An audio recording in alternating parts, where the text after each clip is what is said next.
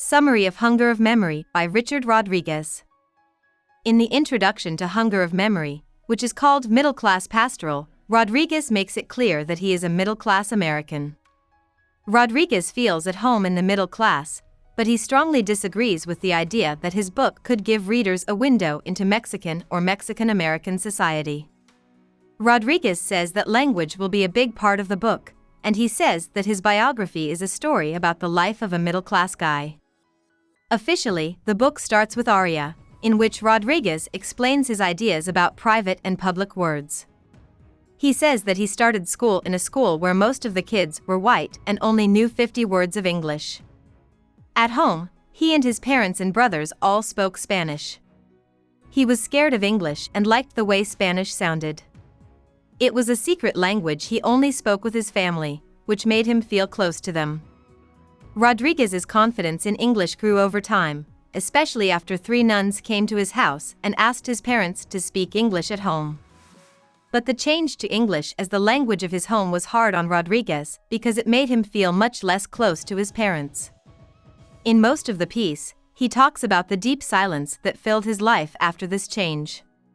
Even though he realizes in the end that he was wrong to see this change in language as a loss of intimacy, he writes that intimacy isn't made by language, but by people who are close to each other. He still feels sad and even guilty about learning English and taking on a public identity that made the intimacy of his home seem less important.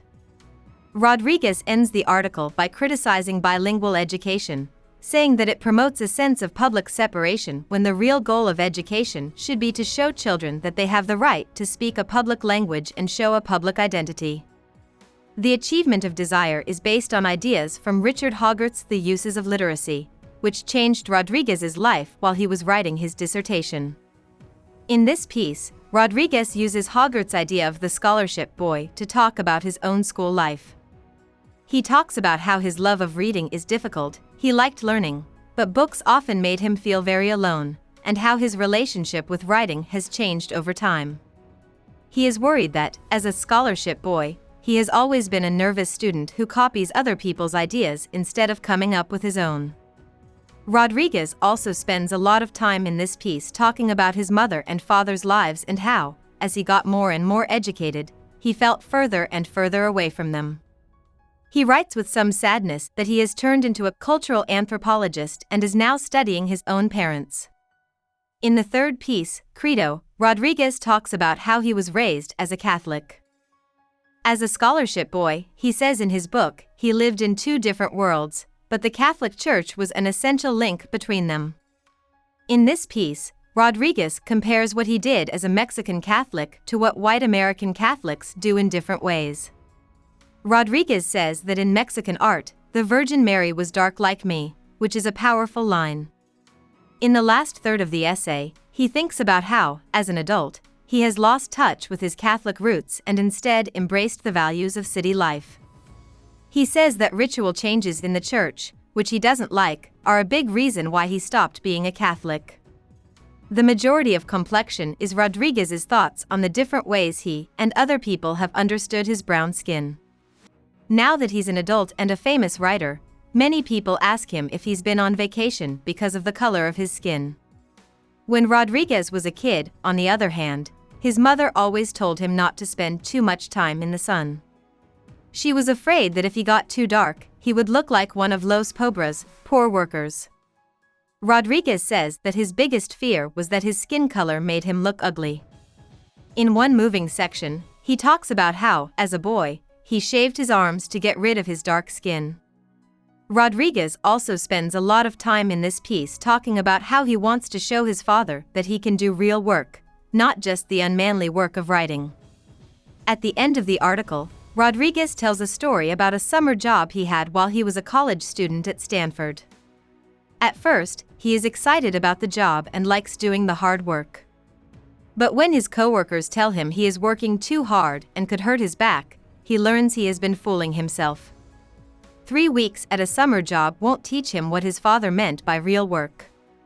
When a group of Mexican temporary workers, some of whom are los pobres, show up at the site, it makes him feel even more naive. He realizes that he is different from them because of an attitude of the mind, which is a direct result of his education. At the end of the piece, Rodriguez remembers how quiet those Mexican workers were, which he sees as a sign that they had no public identity and would always be persons apart. Profession is mostly about Rodriguez's famous criticism of affirmative action.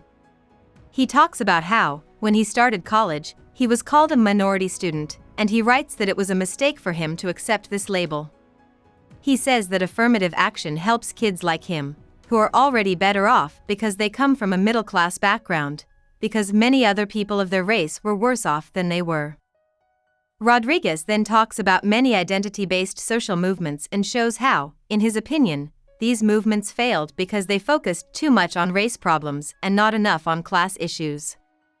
Rodriguez says that education change should focus on elementary and secondary schools, not just colleges, and that class should be a key issue. He also spends a lot of time in this piece thinking about how far away he feels from his parents and how uncomfortable he is in the world of education. At the end of the piece, Rodriguez tells the story of how he quit college teaching as a way to protest a system that he feels gave him more breaks than he earned. Mr. Secrets is the last piece in the book. It is sad and rambling. Rodriguez thinks about how important privacy has always been to his family. He tries to figure out how to balance his job as a writer with his mother's urgent request that he write about something else. He struggles with the urge to talk about his life and family in public. In the end, he decides that his writing is like graffiti and that writing for a reader he will never meet helps him learn more about himself. The essay and book both end with an account of a Rodriguez family Christmas, which is the only time of the year that Rodriguez is with his parents and 3 brothers all at the same time. Rodriguez talks about how he doesn't feel close to his parents and brothers, even though they are interested in his life and writing. The book ends on a sad note as Rodriguez thinks about his father's silence. About the author. Richard Rodriguez was born in Sacramento, California, to parents who came to the U.S. from Mexico. He was the third of his parents' 4 children. He grew up in a home where people spoke Spanish. When he started Catholic school at age 6, his parents started speaking English at home to help him feel more comfortable in his English-only classroom.